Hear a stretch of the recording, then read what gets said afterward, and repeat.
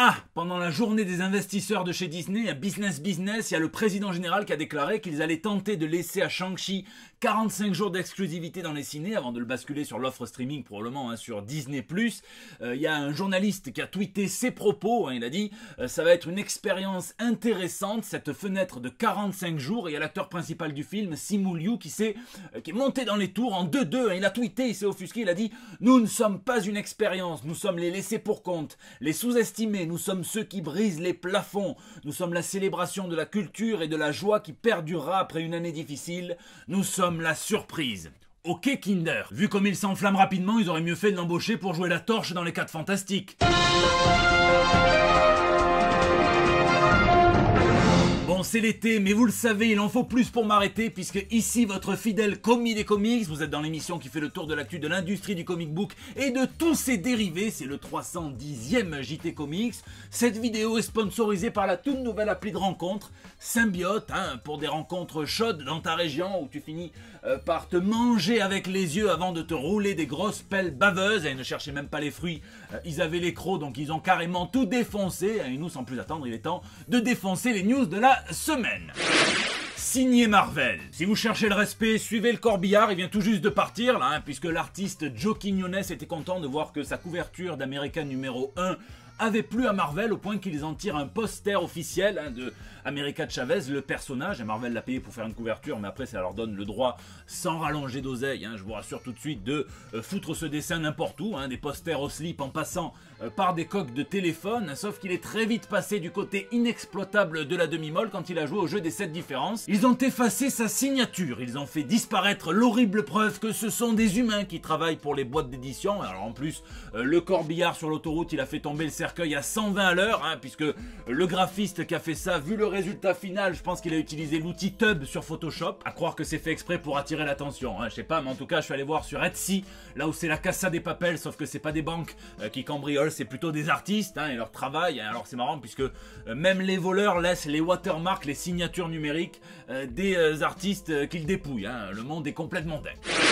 Le What If interdit. Tout d'abord, je vous prie de m'excuser puisque je vous ai dit une connerie la semaine dernière quand j'ai dit que Robert Downey Jr. viendrait doubler son personnage de Tony Stark dans la série What If. C'est pas vrai, c'est un autre acteur qui s'en chargera. Sinon, j'ai enfin vu le premier épisode de What If. Je vous dirai ce que j'en pense à la fin de ce JT Comics. Ça m'a pas fait sauter au plafond, mais en attendant, il me tarde quand même de voir le Marvel Zombie et en même temps, j'ai appris l'existence d'un What If interdit. Les scénaristes de la série ont déclaré que Marvel avait mis un veto quand ils ont voulu aller miner le matériau d'origine, les comics, puisque What If c'est une série de environ près de 200 comics sur le même principe, on revisite les événements de l'univers Marvel et ils ont voulu eux aller dans le volume 2 de la série, l'épisode 88 où c'était Spider-Man qui, ses pouvoirs d'araignée l'avaient transformé totalement en araignée, une araignée qui avait faim donc il fallait qu'elle bouffe, qui était dangereuse, son fils était un mutant et ils ont dit non parce qu'il y avait de l'horreur corporelle, un petit peu à la Cronenberg. Alors bon,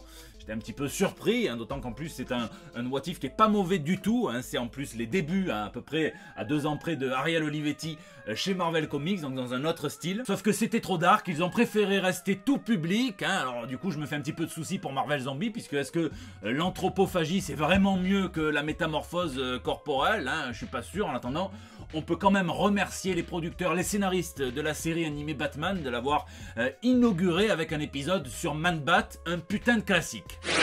Cracheur de feu. Le missile de la semaine, il est signé Brett Chan, qui est cascadeur, responsable des chorégraphies des combats, notamment sur la série Iron Fist, et qui maîtrise apparemment un mouvement appelé la grande battue des couilles, puisqu'il a déclaré « J'ai été attaqué par beaucoup de gens après la sortie de la série, mais personne ne sait. On faisait des journées de plus de 20 heures avec Johnny. » Probablement Johnny Young, qu'on peut voir notamment en Iron Fist, l'Iron Fist de 1948, peut-être les 30 meilleures secondes de la série Iron Fist. Il dit « Nous essayons de faire marcher les choses » et Marvel nous disait non, on se démenait tous et l'acteur ne voulait pas s'entraîner. Ah bon? Donc la production d'une série centrée sur les arts martiaux ne coopère pas avec ceux qui sont censés réfléchir à tous les combats, et en plus celui qui incarne le personnage principal, celui qu'on appelle dans les comics l'arme vivante, est apparemment plus larve que l'arme. Bon, comme les comics au final, une série c'est un processus bien huilé dans lequel chaque rouage doit tourner impeccablement, on comprend un petit peu mieux le ressenti douloureux, on va dire, hein, qu'on a eu à regarder cette série, qui néanmoins abordait des thématiques intéressantes. Et pour terminer sur du positif, il dit quand même, hein, c'est peut-être pour ça que les meilleures séquences d'action sont celles avec Jessica Henwick, qui s'entraînait 4 heures par jour et n'avait aucune expérience en arts martiaux. TKO. Orage de news. Avec cette chaleur, ça va nous faire du bien de prendre une petite pluie de news des Big Two, hein, chez DC.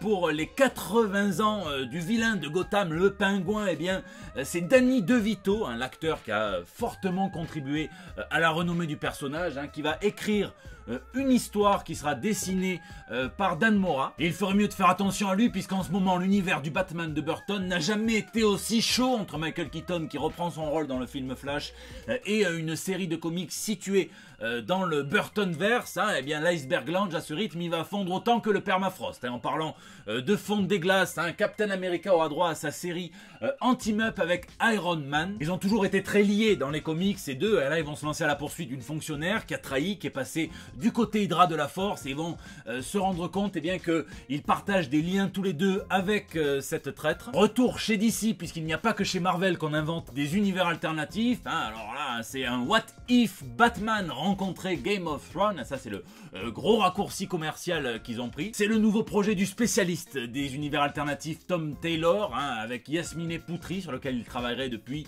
maintenant 2 ans. Hein, donc, l'univers d'ici à la sauce médiévale fantastique. Donc, un vaisseau qui tombe du ciel d'une planète condamnée. Donc il y aura du Superman, il y aura du Constantine apparemment, il y aura plein de monde. Ça sent le gros carton. Hein. Chez Marvel, on s'apprête à fêter un triste anniversaire, les 20 ans du 11 septembre 2001, le World Trade Center. Et donc l'hommage super-héroïque qu'on dit souvent être le plus poignant, c'est celui qu'avait livré Scott Hama, John Romita Jr. et John Michael Straczynski dans l'Amazing Spider-Man numéro 36. Bien là, Romita Jr., Hama reviennent, ça sera scénarisé par Joe Quesada, ils vont faire probablement une planche qui sera imprimée dans la plupart des comics qui sortiront le 8 septembre prochain. Toujours chez Marvel, le grand architecte des X-Men du moment, Jonathan Hickman, annonce quitter la franchise après l'arc Inferno, hein, qui sera son dernier boulot sur les mutants pour Marvel, mais il dit qu'il prépare déjà son next big thing, sa prochaine grosse aventure pour Marvel Comics. Donc c'est pas, ça n'a rien à voir avec Substack, ou un petit peu peut-être, hein, mais en tout cas on va voir. Hein, il dit qu'à partir de janvier il y aura une série hebdomadaire sur les X-Men qui donc mènera vers la ligne mutante revue et corrigée pour l'occasion. Est-ce qu'ils vont continuer de construire sur les fondations établies par Hickman? Est-ce que ça partit dans une autre direction? On verra. En attendant, hein, autant que ça a duré, ça aura été bon. Et enfin chez DC en ce moment, le Robin a autant la cote que les boosters Pokémon chez les youtubeurs. Hein, souvenez-vous de ce concours de pitch dans lequel le gagnant était assuré de voir sa série imprimée par DC Comics. Hein. Bon, je suis persuadé que les autres, hein, on va avoir droit à, mais c'est même sûr, hein, des séries dématérialisées, puis peut-être à un omnibus ou quelque chose dans les années qui viennent. Hein. C'est Robins, la série de Tim Seeley et Baldemar Rivas qui a remporté une série où on verra tous les Robins se réunir dans des espèces de Robins anonymes, un groupe de paroles dans lequel ils vont dire ce qu'il en coûte d'être un Robin, hein, donc de risquer sa vie en tant qu'enfant, hein, tous les soirs sur les toits de Gotham City, avec un papa adoptif qui certes est un majordome très très cool, mais qui est peut-être un petit peu obsessionnel et très exigeant sur les bords, et même quand ils se réunissent pour parler entre eux, ils arrivent à se faire prendre en embuscade. Donc ça va partir en couille, hein. Moi je pense que c'est un test de Batman, ils vont encore finir par bouffer des rats, vous allez voir. Et dans le même registre, on aura quelque chose qui s'annonce complètement sublime, hein, une série Robin et Batman, l'ordre compte, par Monsieur Jeff Lemire et Monsieur Dustin Nguyen. Les premières planches sont... Ah là là. Ça va nous raconter les débuts de Dick Grayson aux côtés de Batman, hein, du point de vue de l'enfant cette fois, et j'espère qu'ils vont nous expliquer cette scène de bronzage, hein, qui moi m'a toujours beaucoup fait rire. Longue vie. En ce moment, le paysage du comics, il est comme Wolverine à l'époque, en pleine mutation. Hein, j'espère qu'il ressortira pas avec la même gueule, hein, mais c'est marrant de voir comme le mercato comics se transforme quasiment en mercato football, hein, et certains titres, certaines franchises sont attendues comme le Messi. On l'a vu avec Substack qui aurait investi plusieurs millions de dollars sur des auteurs comics, hein, pour créer leur propre label dématérialisé. D'ailleurs, on a appris que Donny Cates et Ryan Stegman allaient rabattre leur label, hein, Kids Love Chain, KLC, là-bas, et donc tous leurs comics en exclusivité là-bas tout d'abord, et puis ils seront imprimés probablement par image par la suite. On le voit avec DC qui veut séduire tous ces lecteurs qui lisent sur leur tablette, sur leur téléphone, en faisant un partenariat avec l'application Webtoon. Et puis on le voit avec Brian Michael Bendis, hein, qui a été lâché par DC, comme tous les auteurs qu'ils avaient en contrat d'exclusivité, hein, qui relance son Jinx World avec une toute nouvelle suite et puis qui rabat toutes les propriétés intellectuelles du Jinx World sur le label Dark Horse, qui est un excellent éditeur. Il dit que chez Dark Horse ils sont avant-gardistes, que ça correspond tout à fait à ce à quoi il aspire, à sa vision du comic book indépendant, que ça fait longtemps qu'il veut y aller, hein, mais ça sent complètement les disquettes que tu mets à ton partenaire avec lequel tu es en couple depuis pas longtemps, hein, puisque souvenez-vous, le Jinx World ça a commencé chez le tout petit éditeur Caliber Comics, ensuite il a rabattu ça chez Image Comics, puis il est allé chez Marvel, il a pris le Jinx World chez Marvel Comics, et puis il est allé chez DC, il a tout pris chez DC, et puis maintenant chez Dark Horse. L'amour est un oiseau rebelle, hein, là il est carrément en volage. Bon, sinon la grosse news de la semaine, celle qui est impressionnante, c'est le nombre de ventes de précommandes assuré, certifié record du King Spawn, la toute nouvelle série mensuelle Spawn par Todd McFarlane et d'autres auteurs. Il y aurait eu 497 000 commandes sécurisées par l'ensemble des comic shops. C'est un véritable record. Alors vous allez me dire, oui mais Berserker, il y a eu plus de 600 000 exemplaires. Oui, mais c'était des exemplaires qui étaient retournables. Là, c'est de la vente ferme, c'est-à-dire que les libraires ne pourront pas renvoyer les exemplaires invendus. Donc ils y sont allés avec une certaine frilosité, mais ils ont été chauds. Le dernier record comme ça que j'ai en tête, c'est le Star Wars numéro 1 qui s'est écoulé à 900 000 exemplaires, et je sais pas selon quel mode, hein, je sais pas si c'était pas des comics retournables. Grosse remontada de Spawn, et d'ailleurs il n'abandonne pas Todd McFarlane, qui devrait réaliser son film dont on nous parle quand même depuis maintenant 12 ans, et là ça serait Brian Tucker qui serait chargé de repasser sur le script de Todd McFarlane, et on parlera encore de Jamie Foxx pour Spawn et de Jeremy Renner pour le détective Twitch, mais c'est des rumeurs, c'est à prendre avec des pincettes, hein. La rumeur elle court aussi vite que Usain Bolt. Homme de nuit. Oh là là, je vous en parlais tout à l'heure, mais c'est émouvant. Cette semaine, Michael Keaton s'est confié dans diverses interviews sur ce que ça faisait de revenir dans le costume de Bruce Wayne de Batman pour le film Flash. Il dit que c'est comme le vélo, que ça s'oublie pas, hein, la gestuelle, la mémoire musculaire fait le travail. J'espère que là, dans le costume, ils lui ont donné la possibilité de tourner la tête, que c'est pas le sketch du Kawaii de ce grand phénix de l'humour qu'est Danny Boone. Et attention, petite séquence love, puisqu'il a dit avoir ressenti, et on peut le comprendre, une certaine émotion à revenir, d'autant qu'il veut pas spoiler, et tant mieux. Il dit que la scène d'introduction, donc la scène où son personnage apparaît pour la première fois, est très bien pensée et très bien tournée apparemment, et donc ça rappellerait même quasi à la Burton. Je dis oui, je suis chaud bouillant. Et puis le débat vrai ou faux de la semaine, c'est celui qui concerne ce leak soi-disant provenant de chez Marvel directement, qui montrerait le costume d'Oscar Isaac en Moon Knight pour la future série Disney+. Les gros doutes, c'est que ça fait quand même quasiment 5 jours qu'il est en ligne et que Marvel n'a jamais striké, alors que normalement ça peut être un petit peu tendu sur ce genre de sujet. Même Zack Snyder s'était fait striker quand il avait posté cette image de Batman et Catwoman en train de faire leur toilette de chat sur un toit. Donc j'ai des gros doutes, mais partons du principe que c'est vrai.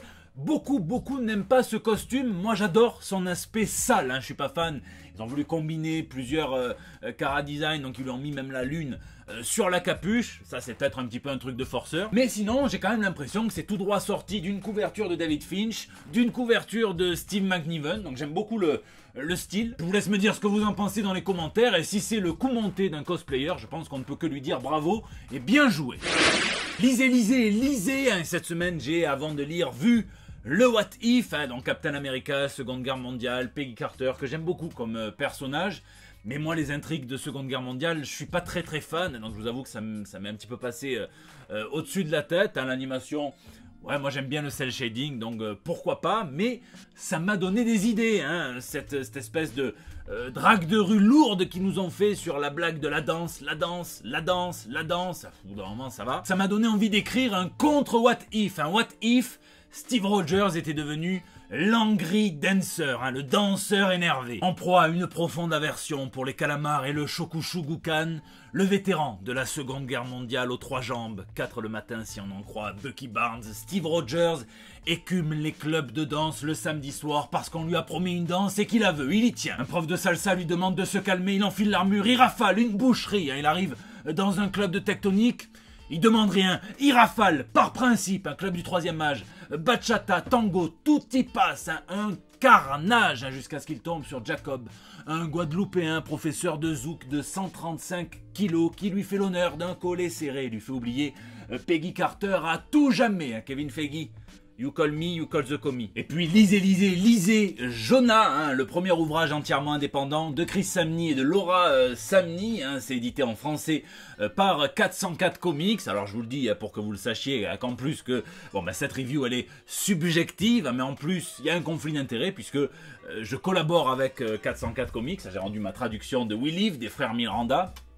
Bien. C'est l'histoire d'un monde primitif dans lequel apparaissent des monstres, c'est le chaos, deux sœurs sont séparées, l'une va partir à la recherche de l'autre, hein, et donc c'est le début d'une grande aventure. Alors je vous le dis, le scénario il est trop simple par moment, hein, mais par contre c'est un pur régal visuel, hein, c'est Chris Samnee, hein, et donc forcément chaque planche c'est un fracas de rétine, et par contre ça me rend encore plus excité à l'idée de travailler avec 404 Comics, hein, puisque déjà que les Américains, ils sont subjugués quand ils arrivent en France devant nos éditions françaises et parfois devant des éditions certes jolies mais tout à fait basiques. Les éditions cartonnées de Panini, les éditions d'Urban, et ben là je peux vous assurer qu'on est sur un autre niveau. À la couverture il y a une jaquette qui fait poster, vous l'avez vu derrière hein, mon JT pendant tout le JT, jaquette poster avec rabat imprimé, avec vernis sélectif. Et combien d'éditeurs vous disent en introduction, hein, la présente édition est un cartonné solide drapé dans une jaquette poster permettant au lecteur de se cacher des monstres environnants. Elle est cependant limitée à son premier tirage.